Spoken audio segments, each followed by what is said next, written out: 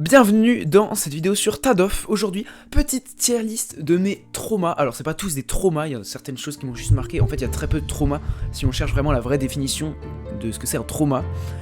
Donc j'ai fait une petite tier list avec des petites images très perso. Vous reconnaissez sûrement des choses là-dedans. Surtout si vous êtes surtout si vous y connaissez en Feldup, Creepypasta, tout ça. Donc je vais vous expliquer toutes les cases. On a trauma, donc c'est vraiment ce que je considère comme un trauma. Encore des frissons, ça veut dire même quand je le regarde encore aujourd'hui, tu vois, il y a encore ça me met un peu mal en fait.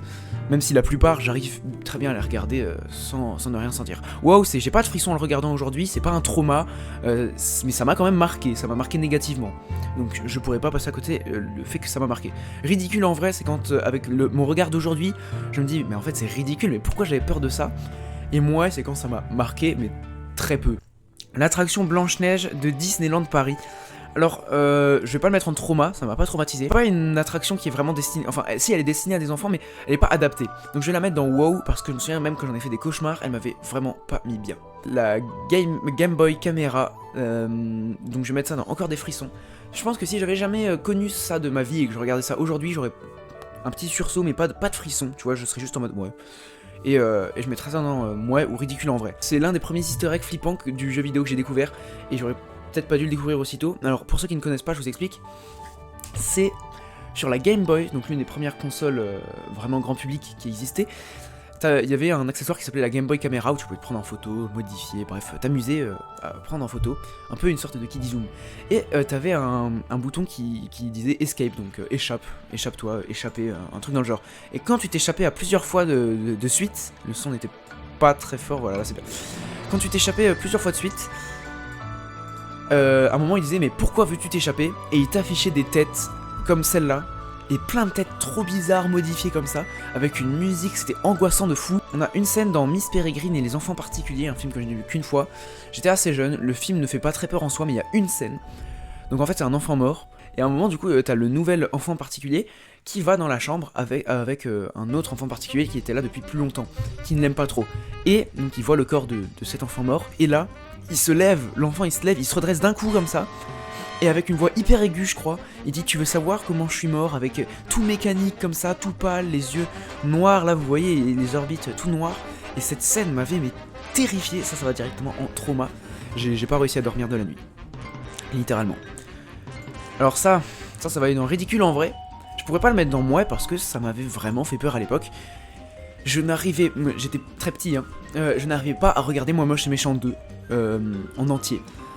Toutes les scènes où El Macho, il faisait genre il était gentil, il parlait avec Gru, mais ça me faisait trop peur. Parce qu'en fait je me disais mais en fait lui c'est le méchant, il transforme les esclaves de Gru, donc les mignons, en méchants mignons, et en fait il est hyper méchant, hyper dangereux, et là il fait son petit type sympa, marrant. La première fois que j'ai vu le film ça m'a peut-être fait un peu peur, mais ça, le re-regarder pendant un long moment, enfin long moment non, mais c'était impossible pour moi de re-regarder le film juste à cause du méchant. Donc El Macho. Obey the Walrus, donc ce qui veut dire obéis aux morses. Ça va dans encore des frissons. Pour ceux qui ne connaissent pas, c'est une vidéo sur YouTube, c'est un peu cursed, un peu ridicule en soi, où un assemblage de plein de vidéos un peu cursed comme ça, un montage saccadé, une musique très angoissante, et à la fin juste une image de morse avec obéis aux morses.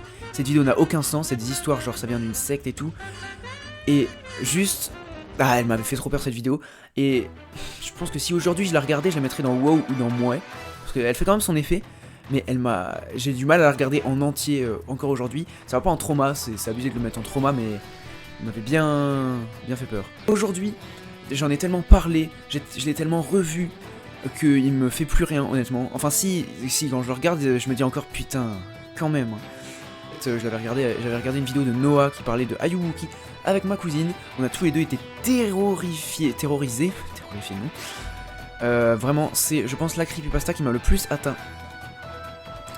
This Man, ça m'avait mis mal, mais ça va dans moi, parce que juste je me souviens quand j'avais entendu parler de la creepypasta de This Man, j'avais revu, tu vois, sa tête avant de dormir, mais ça m'a pas empêché de dormir, tu vois, juste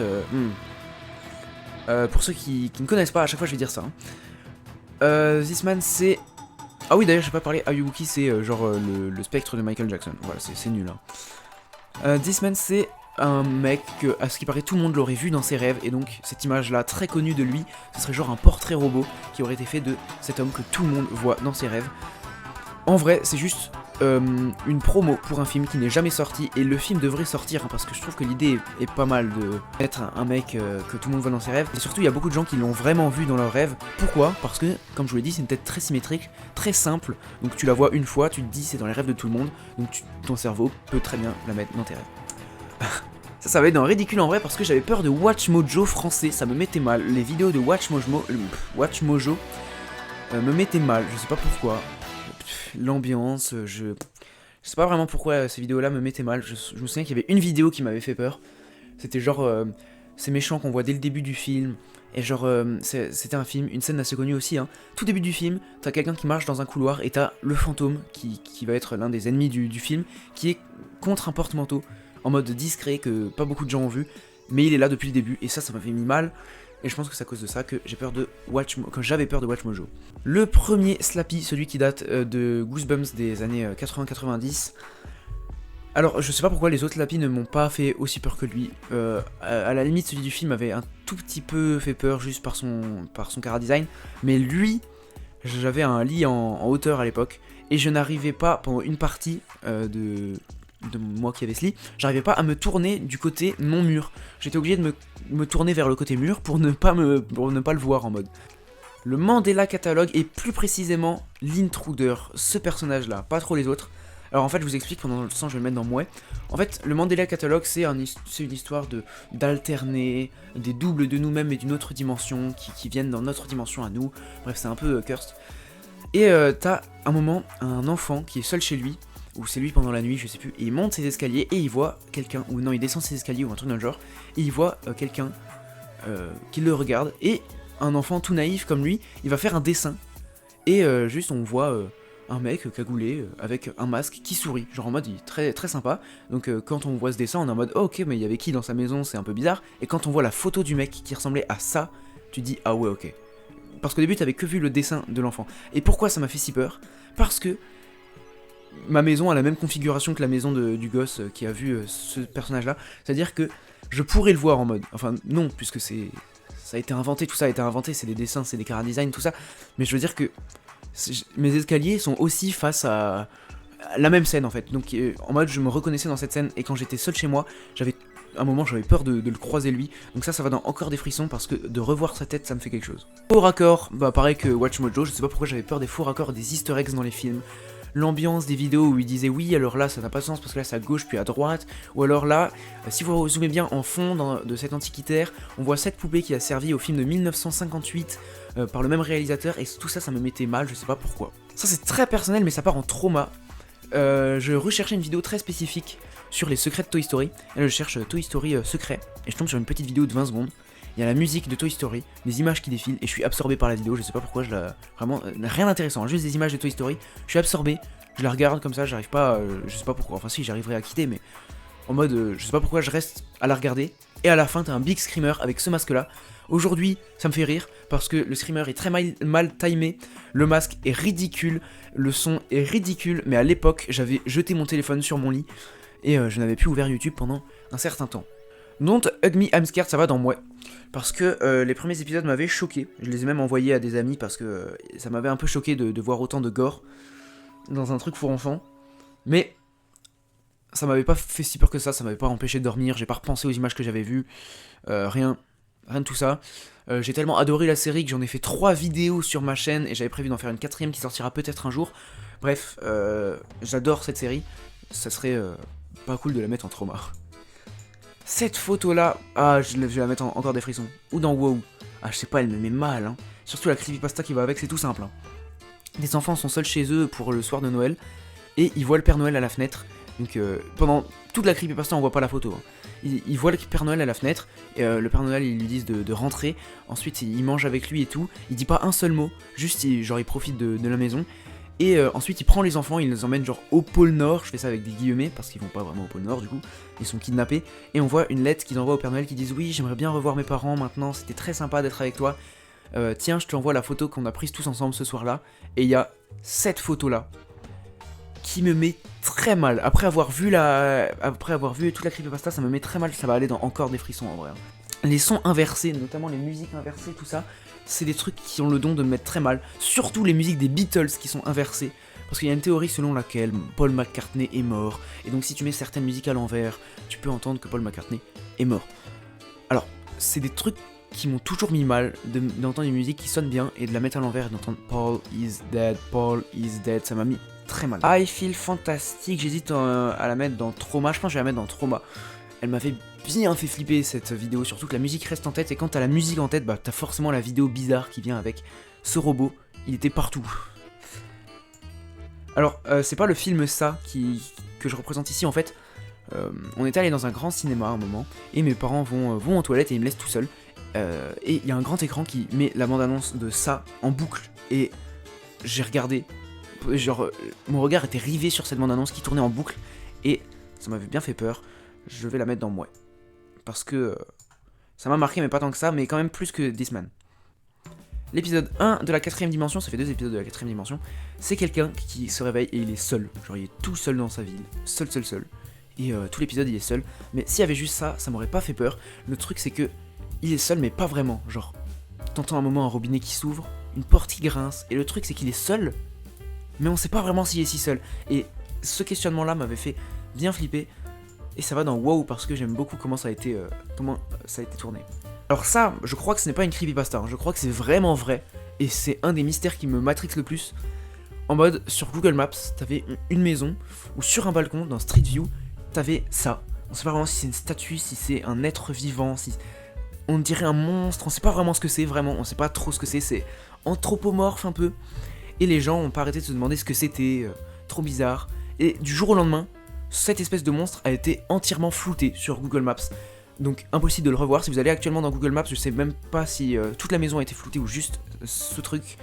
On ne sait pas pourquoi ça a été flouté, on sait pas ce que c'est. Aujourd'hui il y a toujours un gros mystère qui tourne autour de ça. Rien que pour ça je vais me mettre dans encore des frissons. Ça je pense que c'est mon entre guillemets trauma le plus récent. C'est le projet Challenger, j'avais vu ça il y a genre un peu plus d'1 an. Et ça repop dans ma tête parce qu'il y a pas longtemps j'ai vu une vidéo de Vision qui en reparlait.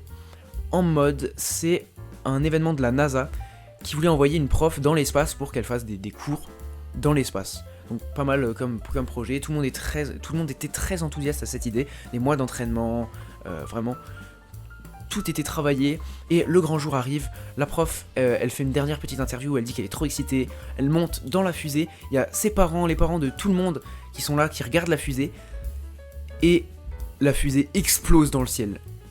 Et si c'était juste ça, je pense pas que ça m'aurait trauma. Ce qui m'a le plus trauma, c'est que tu vois la réaction des parents qui sont là et qui regardent, tu vois tout en direct, donc les parents plus l'explosion, et quand ça explose, tout le monde applaudit et hurle de joie parce qu'ils pensent que c'est un processus normal, que genre, je sais pas, les propulseurs se détachent ou un truc dans le genre, et que tout ça c'est normal, alors que non, c'est pas du tout normal, ils viennent d'applaudir à la mort de leurs enfants, et surtout, quand ils commencent à voir qu'il y a un truc qui cloche, genre des trucs qui tombent de partout, ils arrivent pas à se dire que c'est... qu'il y a un truc qui s'est mal passé, c'est pas possible, il y a leurs enfants dedans, ça a pas pu mal se passer, tu vois, c'est inconcevable pour eux, et ça m'a mis vraiment trop mal. Et à un moment t'as la voix du présentateur qui dit oui j'ai le malheur de vous annoncer, et là t'as tout le monde qui commence qui savent pas trop comment réagir, il y en a qui sourient encore, d'autres qui commencent à pleurer et tout, c'est horrible, cette vidéo est horrible, il y a rien de gore, rien de terrifiant, rien de malsain, rien d'anormal, juste une fusée qui explose et c'est terrible, donc ça va dans waouh. Ça va dans Trauma directement, alors c'est une peur très spécifique, c'était la peur de me perdre dans un parc d'attractions. Parce qu'à Disney, t'as un bébé, enfin un coin pour bébés perdus et enfants perdus, et j'avais trop peur de me retrouver là-dedans, de plus voir mes parents, et en fait, pourquoi parc d'attractions? C'est parce que j'avais une vision des parcs d'attractions, c'est immense, tout le monde est heureux, tout le monde s'en fiche de toi, il y a plein de gens, des mascottes, et toi t'es perdu là entre, et puis surtout il y a ce lieu pour enfants perdus, ce qui ne rassure pas trop. Obunga... ridicule en vrai, ça dépend de la vision qu'on a de lui. Si on a une vision ridicule, ça paraît ridicule. Si on a une vision creepy en vrai, c'est creepy en vrai, c'est assez bizarre, c'est pour ça que je vais le mettre dans ridicule. Vous avez sûrement déjà vu cette image, et bah pour l'anecdote, c'est juste Obama, voilà, je sais pas si vous le saviez, c'est Obama qui a un visage modifié, et de savoir ça, je pense que ça a très démystifié cette image à mes yeux, mais elle me mettait assez mal cette image, hein.